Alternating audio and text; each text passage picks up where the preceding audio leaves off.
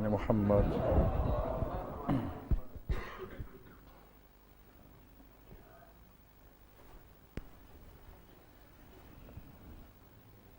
رحم الله من قرأ سورة الفاتحة. بسم الله الرحمن الرحيم. الحمد لله. إياك نعبد وإياك نستعين. صراط الذين أنعمت عليهم غير المغضوب عليهم ولا الضالين. أعوذ بالله من شر الشيطان. بسم الله الرحمن الرحيم. الحمد لله رب العالمين، والصلاة والسلام على سيدنا وعظيمنا وحبيب قلوبنا وشفيع نفوسنا أبي القاسم محمد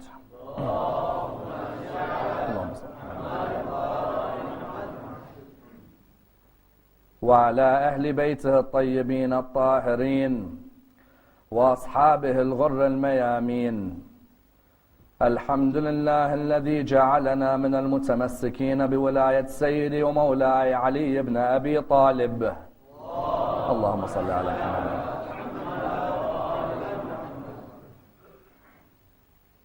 الحمد لله الذي هدانا لهذا وما كنا لنهتدي لولا أن هدانا الله. أما بعد، يقول الله في كتابه الكريم: بسم الله الرحمن الرحيم. وإذ قال ربك للملائكة إني جاعل في الأرض خليفة قالوا أتجعل فيها من يفسد فيها ويسفك الدماء ونحن نسبح بحمدك ونقدس لك قال إني أعلم ما لا تعلمون. The first of our loud salawat in honor of Rasulullah Muhammad sallallahu alayhi wa alihi wa sallam.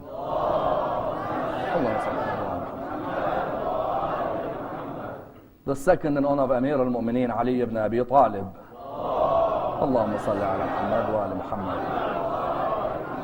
The third with your loudest voices in honor of the Imam of our time, Imam Sahib al-Asr wal-Zaman. Allahumma salli ala Muhammad. Respected scholars, brothers and sisters, Assalamu alaikum wa rahmatullah wa barakatuh.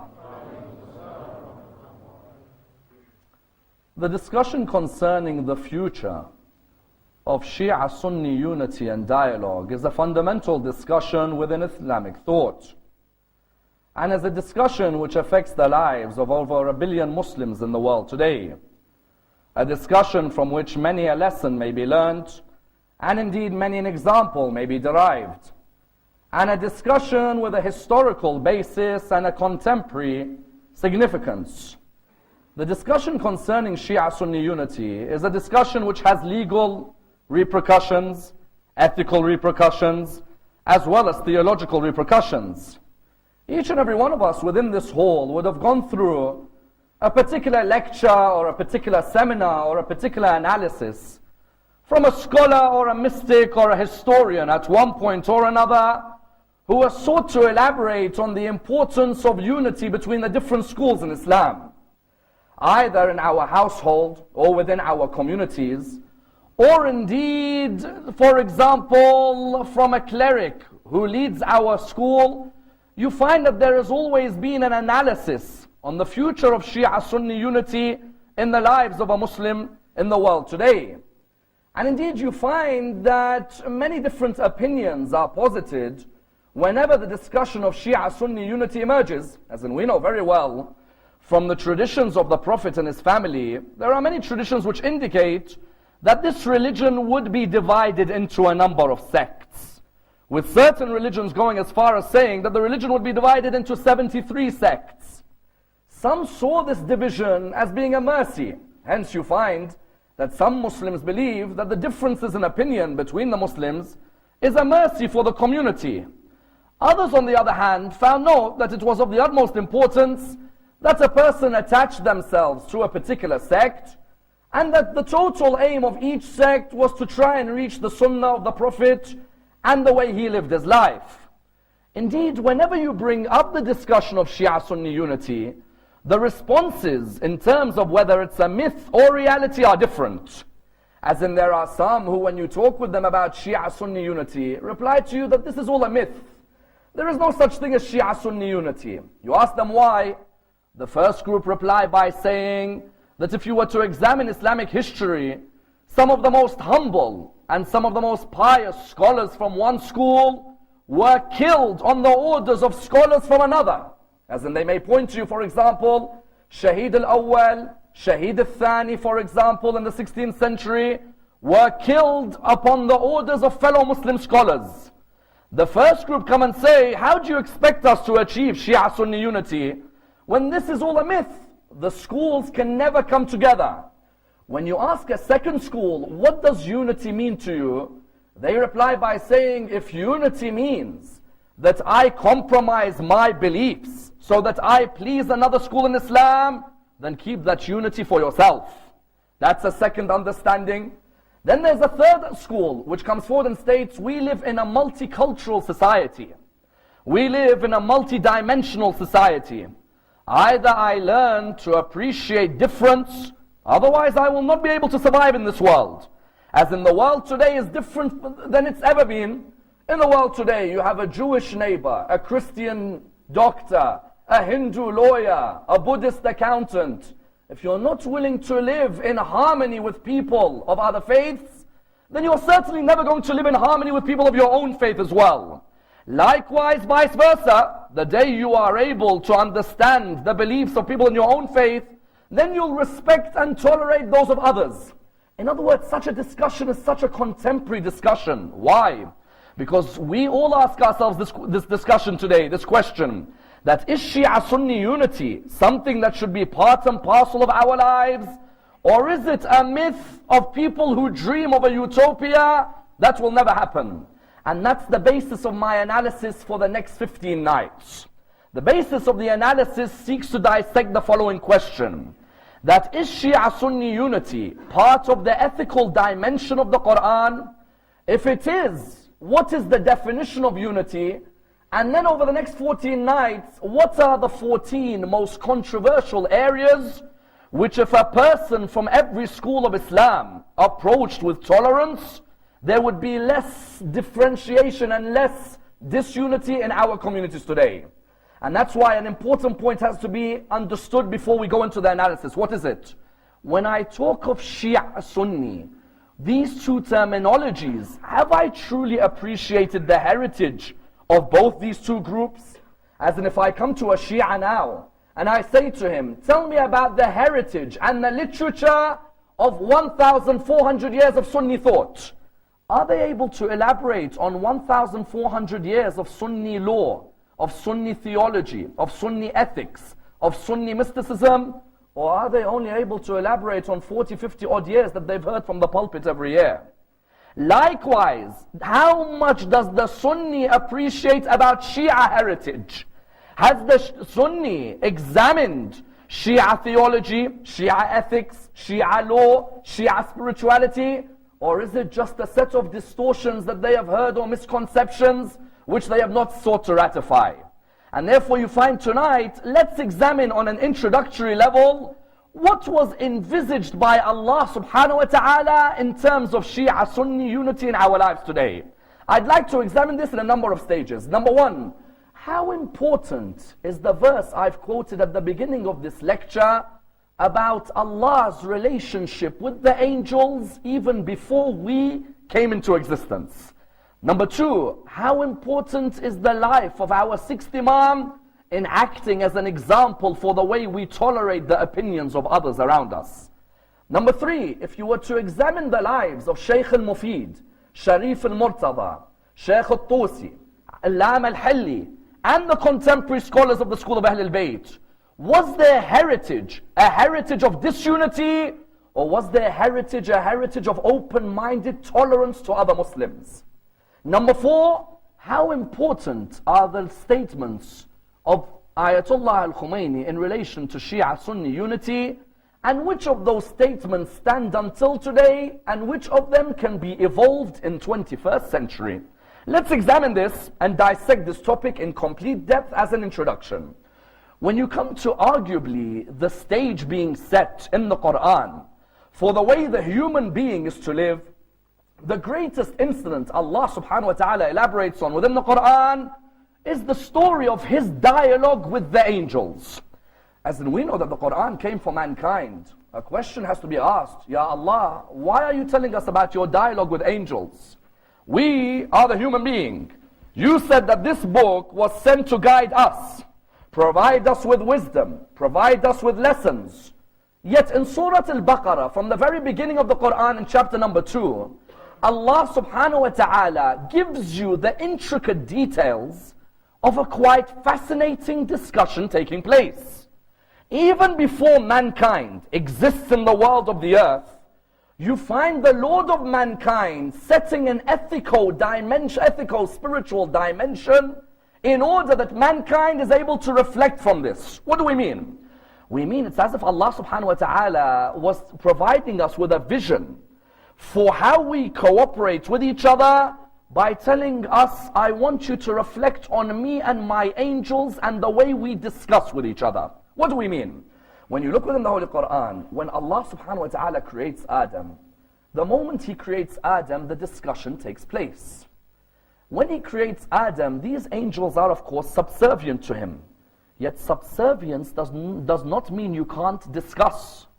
These angels, witnessing Adam's creation, and they see that this is soul with clay to be put together, they ask a fundamental question. Allah subhanahu wa ta'ala, when the verse begins, He begins the discussion with His angels.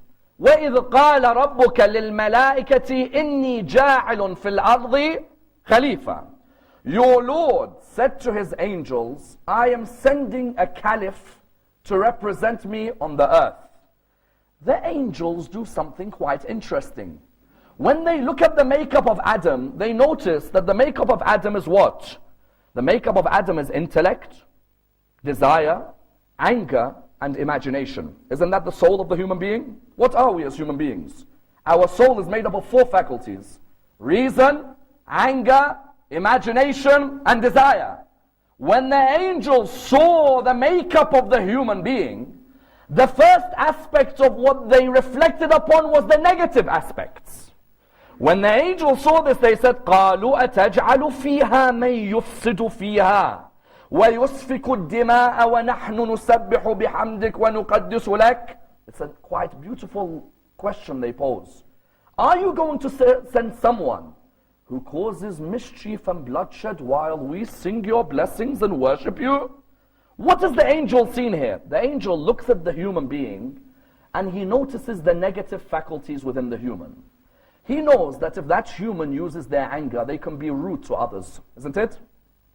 He knows if that human uses their anger, they could be aggressive to others. He knows that that human, if they use their anger, can be arrogant to others. He knows that that human, when they use their imagination, can be the proudest of humans.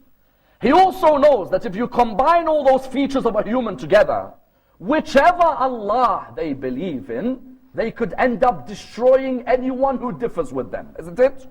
So the angel looks towards the Lord of the heavens and says, أَتَجْعَلُ فِيهَا مَنْ يُفْسِدُ فِيهَا وَيُسْفِكُ الدِّمَاءَ وَنَحْنُ نُسَبِّحُ بِحَمْدِكَ وَنُقَدِّسُ لَكَ. You are going to send someone who has the attributes to destroy, who has the attributes to make fasad on the earth, indecency.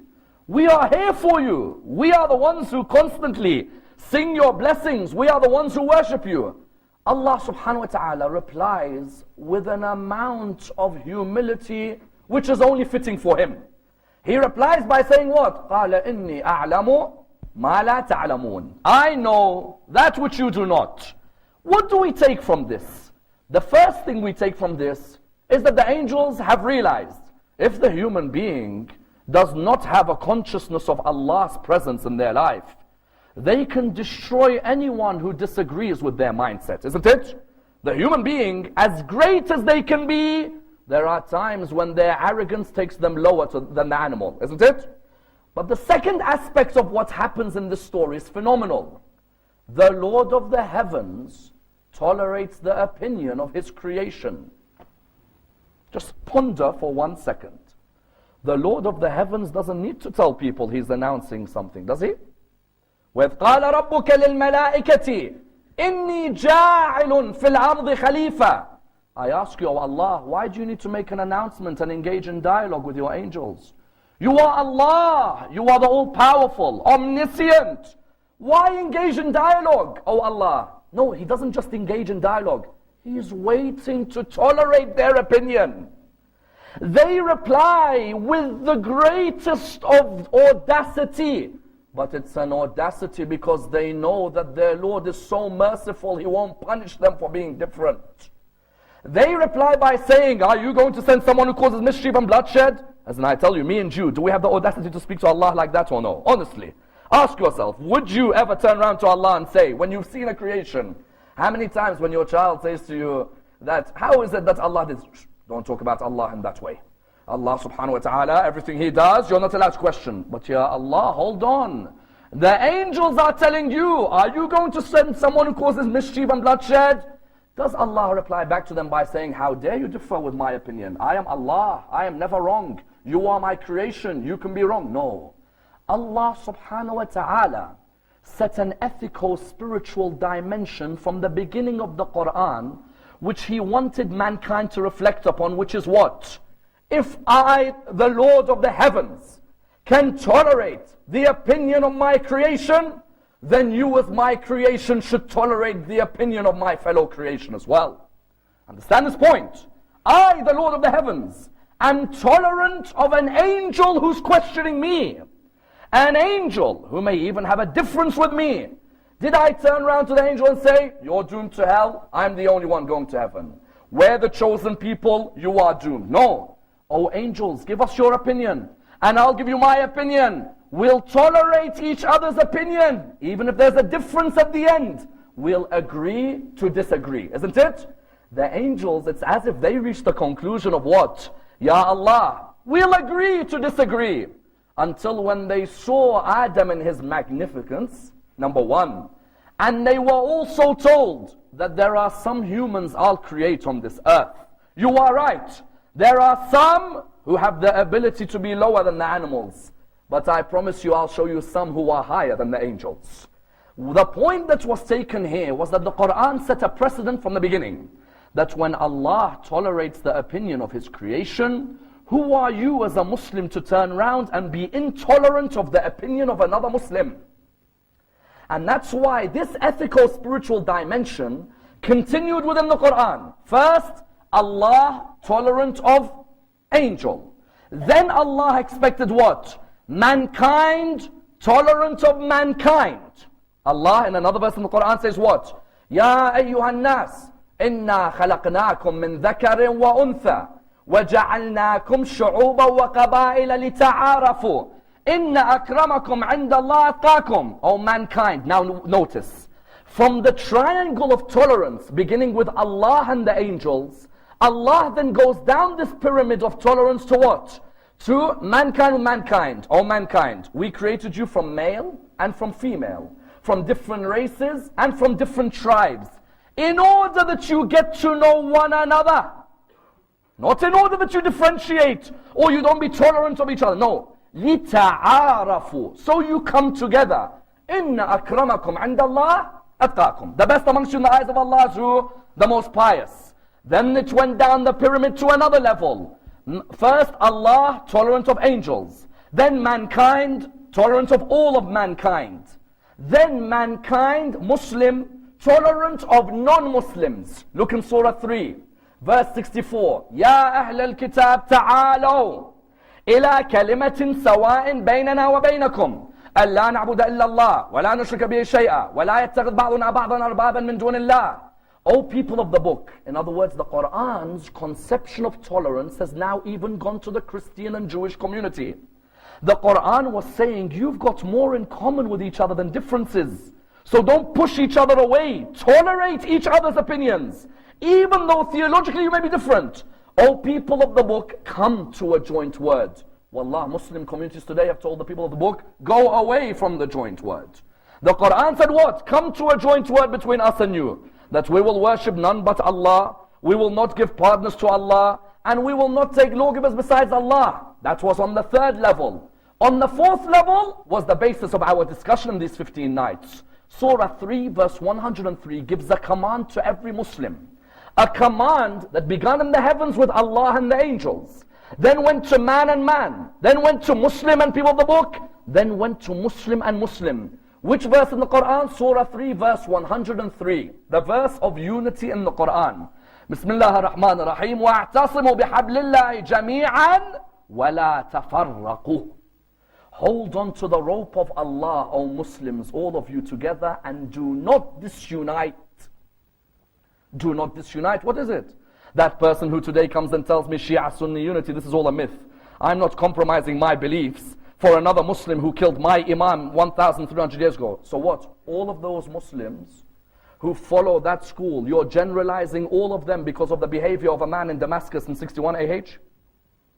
I'm not going to be tolerant of other Muslims who killed my sixth Imam in Medina. So you're going to say all these Muslims today, you're generalizing about them because of what came before? When Allah said do not disunite, was Allah subhanahu wa ta'ala saying that Shia Sunni unity means that we compromise our beliefs to make others happy? No, don't compromise your beliefs. That's not unity. Unity is when I am tolerant of the beliefs of another Muslim, but I may agree to disagree with them at the end, having studied their heritage and them studying mine. That's unity.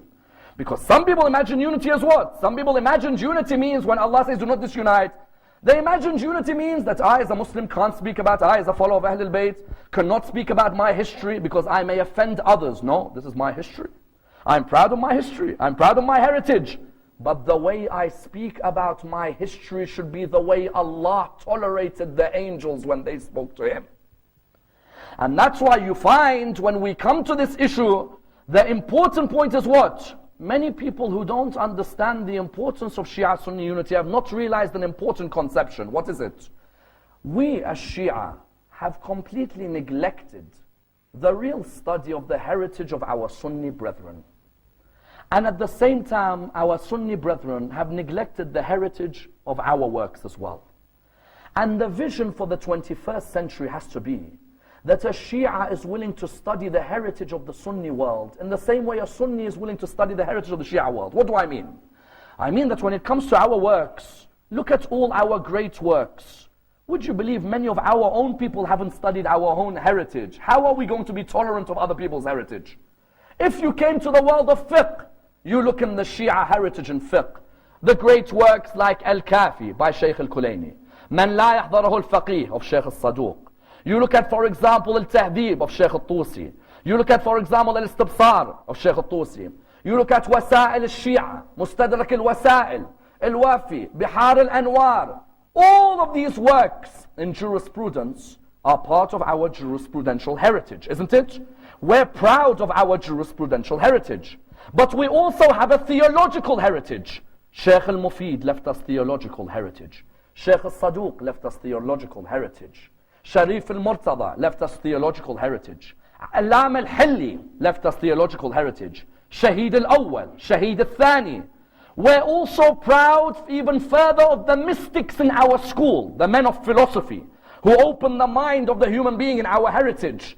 People like Mullah Sadra, whose works survive until today as the height of philosophy, and others who managed to ensure that that spiritual mysticism within the school of Ahlul Bayt remained. We're proud of the manuscripts that exist with us until today. Manuscripts from the 9th century, the 10th century, 11th century, which have been collected. In the same way, I as a follower of Ahlul Bayt am proud of my heritage. Have I truly gave meaning to unity by studying the heritage of other schools in Islam? What do I mean? Do you know how much heritage our Sunni brothers have? And how I tell you, we have not studied more than 300 years of Sunni heritage. And I believe it's an embarrassment on our part. Don't fall into that trap where you think you are God's chosen people on earth. No. You are all part of an evolving intellect to come towards the Sunnah of Rasulullah. 300 years is not Sunni heritage. The Sunni world has heritage we have to revere as well. In the same way I mentioned all those great ulama in post-Ghaiba, like Mufid, like Saduq, like Hilli, like Tusi, like Kulayni, Shaheed al-Awwal, Shaheed al-Thani, Fayyid Kashani, Mullah Sadra. Likewise, our Sunni brethren. When it comes to the world of fiqh, their heritage is magnificent. And which magnificence? when I'm going to dissect in the following 14 nights. For example, a topic like, why do we pray on clay? I'm not just going to bring my opinion. I'll bring the opinion of Abu Hanifa, and the opinion of Malik, and the opinion of Imam Shafi'i, and the opinion of Imam Ahmad bin Hanbal. Not just those 4 Imams. I'm going to bring the opinion of the Imams who looked after their teachings. Abu Hanifa, who looked after Abu Hanifa's teachings? Karhi. Who looked after the teachings of Imam Shafi'i? Ibn Surayj. Who looked after the teachings of Ahmad bin Hanbal? Al-Khallal, Abu Bakr al-Khallal. Malik, who looked after his teachings? The people of North Africa maintained his teachings for a long time. Our Sunni brethren in fiqh have unbelievable literature. Likewise, our Sunni brethren when it comes to theology, people like Abu Bakr al-Baqallani, Qadi Abdul Jabbar, and later theologians like Ghazali. All of these people have provided us with theological discussions.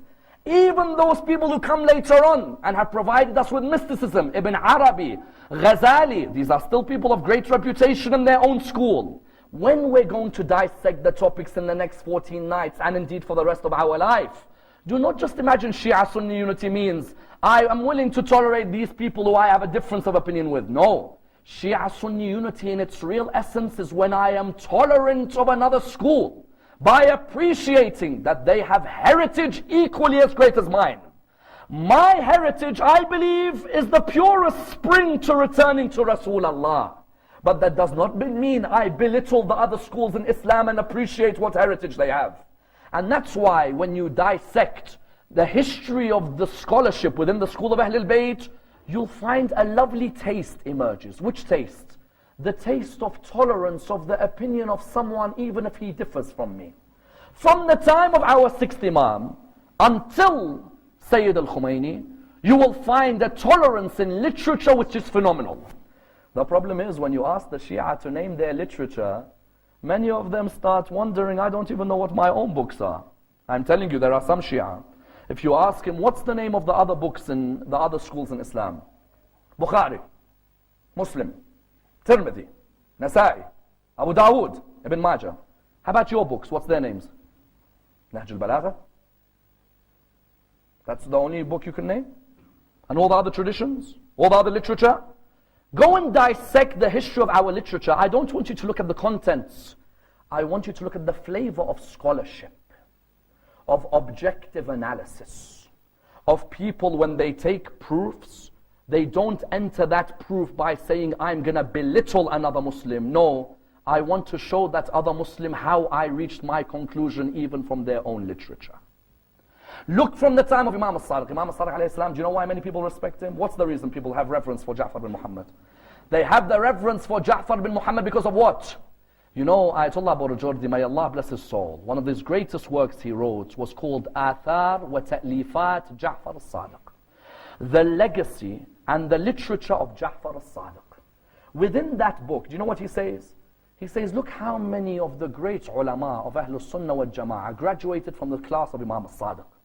But he says, you know what the beauty was? Imam al-Sadiq as an Imam of Ahlul Bayt could have easily turned around to these scholars and said to them, all of you are wrong, I am the only right one, I was designated by God, I am infallible, you are fallible. This means that all of you will perish in hell and I'm the only one who goes to heaven. No. When you look, he says that Ja'far bin Muhammad's words, he says he said the legacy which the Quran began in the heavens between Allah and the Malaikah. That Ja'far bin Muhammad knew, if my Lord was tolerant of the angels when they spoke to him, and he is my Lord, how then can I not be tolerant of his creation? So you found Imam al-Sadiq, you know, whenever he would give an opinion, we have a particular class in the seminaries, when we come to a hadith, if it says, هَذَا رَأِي أَهْلِ الْكُوفَةِ, this is the opinion of the people of Kufa, that's Imam al-Sadiq saying, that's the opinion of Abu Hanifa. He won't necessarily say, هَذَا رَأِي Abi Hanifa. No, he says, هَذَا رَأِي أَهْلِ الْكُوفَةِ. This is my respect for the opinion on this issue of the people of Kufa. One of the topics we'll dissect over this coming week is what? Is the opinion, why do we not pray Salat al-Taraweeh whereas other Muslims pray it? It's going to be one of our discussions. Imam al-Sadiq would say, this is the opinion of people of Kufa on Taraweeh. وَهَذَا رَأِي أَهْلِ الْمَدِينَةِ. And this is the opinion of people of Medina. Of who? The people of Medina is Imam Malik. So Imam al-Sadiq, before he gives his ruling, he says, هذا رأي أهل الكوفة. This is the opinion of people of Kufa. وهذا رأي أهل المدينة. وهذا رأي جعفر بن Muhammad. And this is the opinion of Ja'far ibn Muhammad. Ya Imam, but you are the Imam. Why are you so concerned about the opinions of others? Because I am not concerned about my ego. I'm concerned about bringing people towards Rasulullah Sunnah. If it's about my ego, I will say, only listen to my opinion. No. Malik has an opinion. Abu Hanifa has an opinion. They have their proofs. I have my proofs. Let's discuss each other's proofs and see which one brings you closer to the spring. Do you notice I mentioned the analogy of the spring? Why? Spring of water. The water flows and flows. I do not deny that in this spring of water which flows, those who follow Abu Hanifa will get some of the water. Some of the original spring, those who follow Abu Hanifa, some of it will come to them. And some will come to Malik. Yet I believe the most spring of water you can get is Ja'far bin Muhammad in the essence. I'm not denying another Muslim may feel the taste of the original oasis of Rasulullah. I'm not denying. There are Muslims who pray Salah, who fast in the holy month of Ramadan, who read the Quran. Some of the oasis came to them, isn't it? But this pure spring fell in the laps of Ja'far bin Muhammad. Therefore you find Imam al-Sadiq in his time, then the ulama of Al-Muhammad began to take this heritage on in their life. Which heritage? They could have easily sheltered themselves to their community of Shia and not discuss the opinions of Ahlul Bayt with any other school. No. You found it was the fact that they were tolerant of the opinions of others and discussed them with respect, not with arrogance, that others claimed we learned from these scholars. Let's look at these examples. Shaykh al-Mufid, is his original name al-Mufid? No. Shaykh al-Mufid, his original name is not Mufid. Mufid is a title. If you go, for example, let's say his original name is Muhammad bin Muhammad, for example. So people ask the question, how did Shaykh al-Mufid get the title Mufid? If his original name is Muhammad, why is he being given the title Mufid? Mufid in English means what? The useful. You know who gave him the title? A Mu'tazilite grammarian called Ali bin Isa. Not a member of the Ja'fari school. Mu'tazilite grammarian called Ali bin Isa gave the scholar of the Shia the title the useful. Why? Shaykh al-Mufid's teacher used to say to him, don't just listen to our classes on theology and law. Go and learn even from our brothers. They have literature, we have literature. We don't have to agree, but we can be tolerant. Shaykh al-Mufid said, who do you want me to go and attend? He goes, go and attend Ali bin Isa. His lessons are magnificent. You do not get lessons from a grammarian like Ali bin Isa. Shaykh al-Mufid went there, he sat in the class. As he's sitting down, Ali bin Isa was being asked a question. What was the question? Ali bin Isa was being asked, our master, which is greater? The event of the cave, when the first Khalifa was with the Prophet in the cave, or the event of Ghadir? Ali bin Isa said, the event of the cave is greater than the event of Ghadir. The student asked why. He said, the event of the cave is in Surah 9, verse 40 of the Quran. إِلَّا تَنْصُرُوهُ فَقَدْ نَصَرَهُ اللَّهُ وَأَخْرَجَهُ الَّذِينَ كَفَرُوا ثَانِي اثْنَيْنِ إِذْ هُمَا فِي الْغَارِ إِذْ يَقُولُ لِصَاحِبِهِ لَا تَحْزَنْ. So he said, the event of the cave is in the Quran. The event of Ghadir, مَنْ كُنْتُ مَوْلَاهُ, is in Hadith. And the Quran always takes precedence over Hadith. Because that which is recognized always takes over that which is narrated. Can I ask you a question? I said, yes. I said, I want to ask you a question about your answer just now. I said, yes. He said, what do you say about a group of people who fight the Imam of their time? Ali bin Isa said, they are deviants. He said, so anyone who fights the Imam of his time is a deviant? He said, anyone. He said, when Talha and Zubair stood up against Ali at Jamal, what do you classify them as? He said, yes, they stood up against Ali at Jamal, I admit. But later, all three of them repented. So he looked at him and he said, as for them standing against Ali at Jamal, it's a recognized event. And as for them repenting, it's a narrated event. The recognized is always above the narrated. He looked at him and he said to him, come here, young man. When he came, he said to him, what's your name? He said, Muhammad. He said, no. Give me a pen and paper. He gave him a pen and paper. He wrote down, this is a letter to your teacher, that from this day onwards, you have given me an insight on a piece of knowledge in Islamic history I never saw. And you have been mufid to me. Therefore, I want your teacher to give you the title Al-Mufid, the useful. Shaykh al-Mufid, had he not engaged in dialogue and was not tolerant of this man's opinion, Shaykh al-Mufid would never have got this title. But Shaykh al-Mufid knew Imam al-Sadiq was tolerant of others' opinions. Imam al-Sadiq did not build a school where you attack everyone. No, you show the difference, but you show it with respect. Likewise, if you look after Shaykh al-Mufid amongst the students is who? Amongst the students, Sharif al-Murtada. You know Shaykh al-Mufid used to teach many students. One night in his dream, he sees Fatima al-Zahra knocking at his door. Allahumma salli ala Muhammad wa Muhammad. He sees Fatima al-Zahra knocking at his door. Salaamu alaykum, alaykum as-salam. Shaykh al-Mufid, I have brought my sons Hassan and Hussein. I want you to teach them about Islam. And Mufid wakes up in the morning, he's thinking, hold on. Did I just see Fatima al-Zahra telling me to teach Imam Hassan and Imam Hussein about Islam? As he thought that, the door knocked. He went and opened the door. It was a lady with two sons, Murtada and Radi. And she looked at Shaykh al-Mufid and she said, oh Shaykh al-Mufid, I want you to teach my two sons about Islam. He knew straight away that was the dream of Fatima al-Zahra. That these two sons, Sharif al-Radi and Sharif al-Murtada, were to be scholars taught by Shaykh al-Mufid. Sharif al-Radi is the one who compiled Nahj al-Balagha. Today, you ask many people, Nahj al-Balagha is whose book? They say Imam Ali. Nahj al-Balagha is not Imam Ali ibn Abi Talib's book. It's Sharif al-Radi compiling the sermons of Ali ibn Abi Talib. Sharif al-Radi compiled Nahj al-Balagha. Sharif al-Murtada was one of the greatest scholars in our school. If you look at Sharif al-Murtada's books, you'll always find the aim of his books is to be tolerant of the other schools in Islam, be it in fiqh, in law, or be it in theology. Look at Dari'a. The Dari'a of Sharif al-Murtada is with us until today. The Dari'a of Sharif al-Murtada was when Sharif al-Murtada looked at the opinions of the different schools of law in Islam. He said, this is the Ja'fari opinion, and this is the opinions of other schools of law within Islam. Then he had another work which was called what? He had another work which was called Al-Intisar. Al-Intisar was another work of Sharif al-Murtada, where Sharif al-Murtada presented this to the Sultan of his time.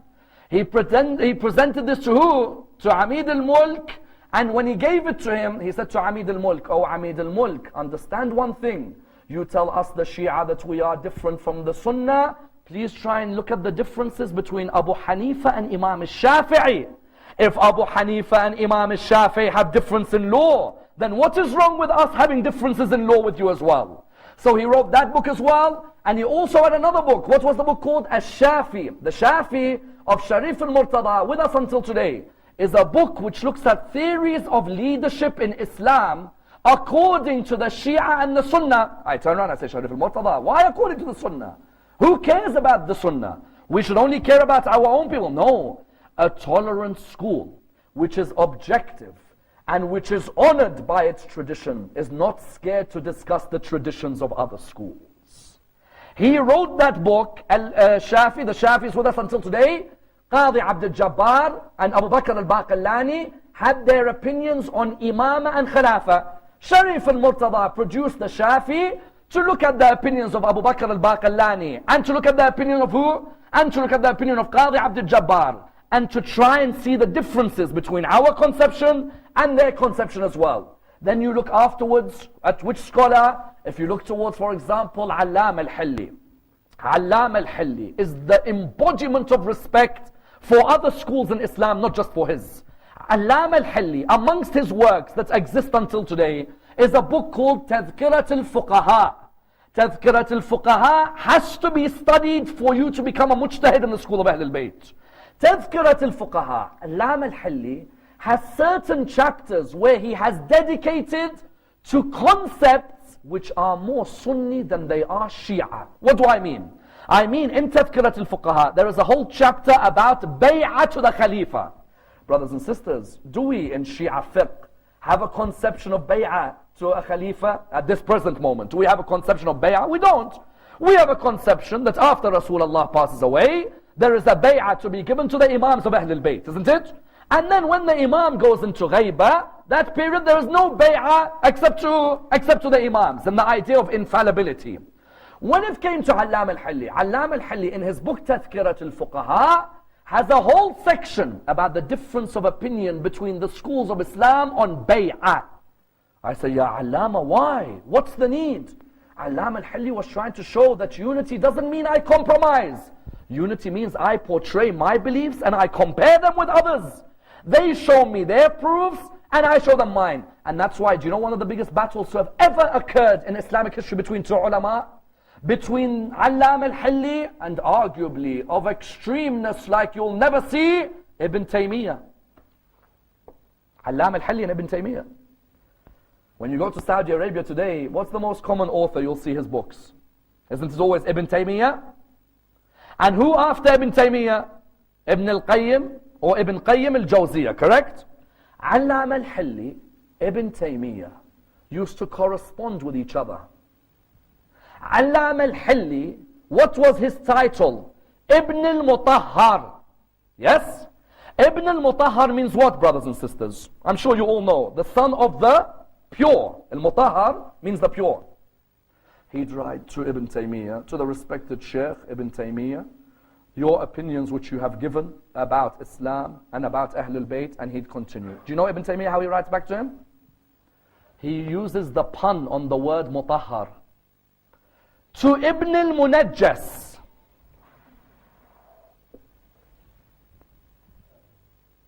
Ibn al-Munajjas. Allama al-Hilli's name is Ibn al-Mutahhar. Imagine someone insults your family name like that. Do you think Allama al-Hilli fell to his level or no? The problem with some Shias, when we're insulted, we fall.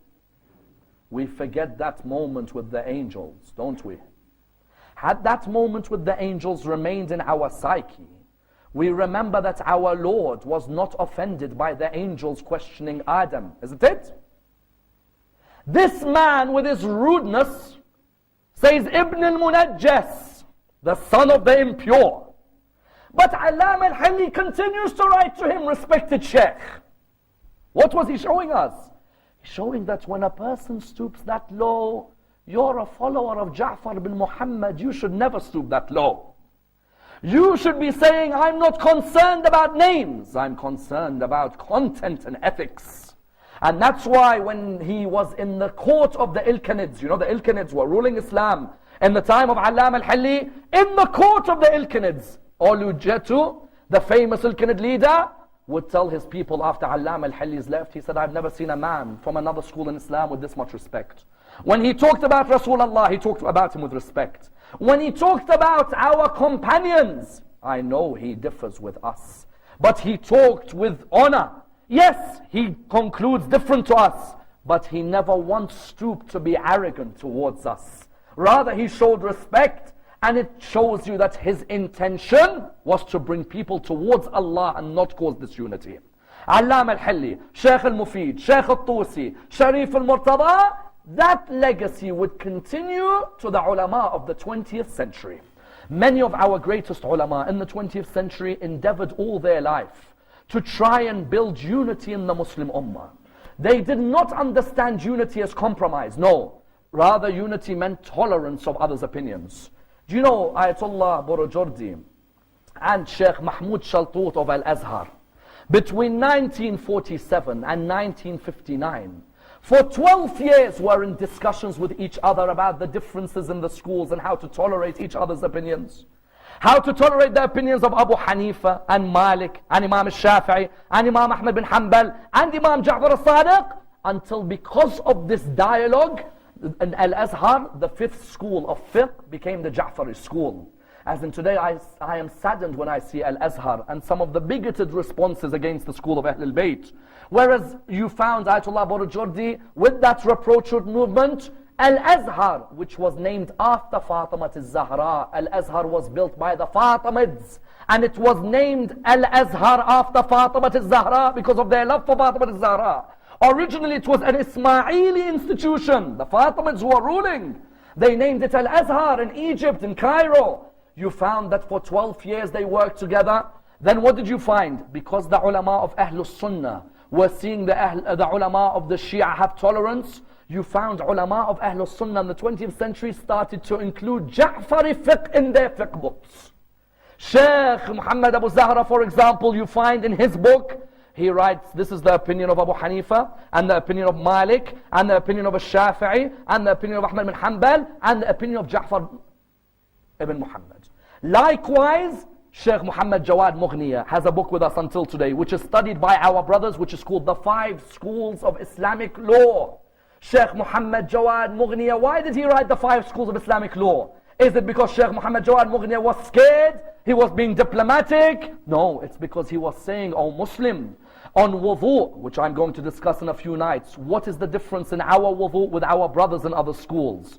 Another question, when you combine the salah, why is it we combine and our brothers separate? That's another question we're going to ask in the next few nights about the differences of opinion and how they emerged. Another question, why do we pray with our hands down but our brothers pray with the hands folded? What was the origin of this in fiqh and how did it develop in the two schools? All of these questions Sheikh Muhammad Jawad Mughniya would discuss, but not according to his own opinion. No.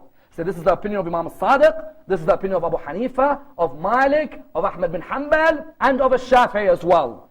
And that's why, because of this open-mindedness, you found further scholars of Najaf began to continue in their books to talk about Islam as an ummah, not just Islam as a Shia. It became Islam the ummah. Look at the works of Sheikh Muhammad Hussein Kashf al-Ghata. Look at the works of Sayyid Sharaf al-Din al-Musawi, especially al-Fusul al-Muhimma. في تأليف الأمة, this particular work which looks at the opinions of all the schools within the religion of Islam. And that's why, brothers and sisters, because of the tolerance of our ulama towards the opinions of others in the school of Ahlul Bayt, you know what began to happen? Indonesia, Singapore, Malaysia began to revere in the 1980s our scholars and their opinions. Do you know how many people in Indonesia have respect for two ulama of the 20th century from our school? And Indonesia is not necessarily a country with many followers of Ahlul Bayt. Those of you who know. Do you know which two ulama have had great effect on the minds of people in Singapore? In Indonesia, Shaheed Mutahari and Shaheed al-Sadr. Why? Because whenever they wrote any work, it was always an objective analysis with tolerance. I defy anyone to bring me a work of Shaheed al-Sadr or Shaheed Mutahari which is bigoted, which is arrogant, which has no respect for other Muslims in the world. Do you know why they idolized these two scholars? They didn't look at them as Shia. They looked at them as open-minded human beings. Human beings who were all looking to bring the rest of humanity towards that which is good. In universities in Indonesia, they would study the politics and the mind of Muhammad Baqir al-Sadr because of his books, Our Philosophy and Our Economics. And do you know what the Shia were doing at the same time? The Shia at the same time were saying, Muhammad Baqir al-Sadr is not one of us. So why is not one of us? Say, because in the book Fadak, he has a book called Fadak in Islamic history. In the book Fadak, he wrote Al-Khalifa Abi Bakr. Some of the Shia were like, how dare he write Khalifa? Abu Bakr is not Khalifa. We want Imam Ali as Khalifa. Habibi, when you write academic analysis, history is history. When you write academic analysis, when he says Al-Khalifa Abi Bakr, does not mean Muhammad Baqir al-Sadr concludes everything that Abi Bakr did was for the greatness of the religion of Islam. But he's writing an objective analysis. In Indonesia and Singapore, Mutahari, they had a year for Mutahari in 1988. They named a conference in Indonesia after Shaheed Mutahari. Why? They said because Shaheed Mutahari, whenever he speaks of Islam, he speaks of a religion, not a sect. He always gives the opinions of everyone in the religion, makes everyone feel part of one ummah. And that's why, without a doubt, in our communities today, it is vital that this level of tolerance remains. And that's why the final question arises. What was the stress on Sunni Shia unity in the life of Ayatollah al-Khomeini. Without a doubt, no man in the 20th century stressed on Shia Sunni unity like Ayatollah al-Khomeini. And when you look at his stands, you see a man with a vision which was far-sighted. But with some of these stands, the question arises, could they evolve or no? What do I mean? Firstly, one of his greatest stands was the stands on the Quds Day. In this month, the Shahr Ramadan, we will all come together to honor on the final Friday the plight of our brothers in Palestine. Isn't that true? Does that mean, as a side note, I forget our brothers in Parachinar, or I forget our brothers in Iraq, or I forget our brothers, for example, in other parts of the world like Bahrain and Syria who are being oppressed? No. But Ayatollah al-Khomeini noticed at that time people of Palestine were being severely oppressed. Did Ayatollah al-Khomeini said, but there's no Shia in Palestine, there's no need for me to make a Quds Day? No. Whenever humans oppressed anywhere in the world, it is the role of a Muslim to stand up. He made the Quds Day. Many Muslims, because of that, respected him by seeing he's a man of tolerance, isn't it? Then in another quote, he says what? Whoever calls himself Sunni or Shia is neither. In which idea? In the idea that if all your life is going to be a battle between you and the Sunnis, we're going to end up being divided and conquered, isn't it? As in, if all our life, all we are concerned with is fighting each other, then at the end of the day, we're going to be defeated. He said, therefore, whoever calls himself Sunni or Shia is neither, if that's your mindset. But then number three, there's a third area which I believe Ayatollah al-Khomeini himself would have wanted evolution in today. There's a line where he says, the Sunni and the Shia fight whether they should fold their hands or whether they should keep them by their side. Whereas there are some countries which are plotting as to how to cut our hands. At the time, I agree with him. In his circumstances, he was witnessing that Muslim countries were siding with enemies to attack Iran. And that he was witnessing there are scholars who are fighting, should I put my hand by my side or should I fold my hand? While Muslims were being killed and their hands were being chopped. Yet I say today, I think this statement needs an evolution. Yes, at that time, folding or by the side was something not important. We should have been defending the rights of Muslims. That I agree. But today I believe we need to discuss why is it that we as the school put our hands by our side? And why is it that other schools fold? Because the only way we're going to build a healthier community in Africa, in America, in Europe, in Australasia, and importantly in the Middle East, is when we start dissecting our heritage and respect the heritage of others. The moment we start realizing why we pray by our sides and why our brothers fold their hands, why we wipe the feet and our brothers wash their feet, why we pray on a moor and our brothers pray on carpet, why we combine our salah and our brothers separate, is it the aim that we want to cause disunity? No. Rather the aim is that maybe by us opening our minds to research on each other's faiths, there will be much more tolerance of each other's opinions. In the 80s, the Ayatollah Khomeini's opinion stood still, and it was right, and it made sense. Whereas in the year 2012, there is a need for us to finally open up and go to the very roots of our legal and theological system, in order that we not only respect our heritage, but have appreciation and tolerance for the heritage of other Muslims in our environment today. We pray to Allah subhanahu wa ta'ala to raise us with Muhammad and Al Muhammad, and to bring unity between the Muslim Ummah in this, the holy month of Ramadan. Allow us to be amongst the followers of the message of Muhammad and Al Muhammad. Raise us with the Imam of our time, Imam Sahib al-Asr wal-Zaman. As I said, brothers and sisters, inshallah, the next 14 nights we'll look at the 14 areas of most controversy and see what is the differences between our school and other schools and how these differences emerged on each one of these areas. Inshallah, we will dissect them, all of us, together with the mercy and the blessings of Allah subhanahu wa ta'ala. If you can recite a Surah Fatiha for my uncle, this is the 1-year anniversary of his passing away last year in Mashhad. But before it, the loudest of your salawat.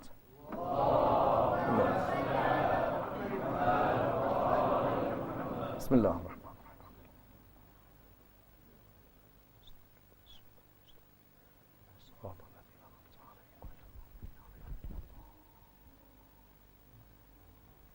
Allah.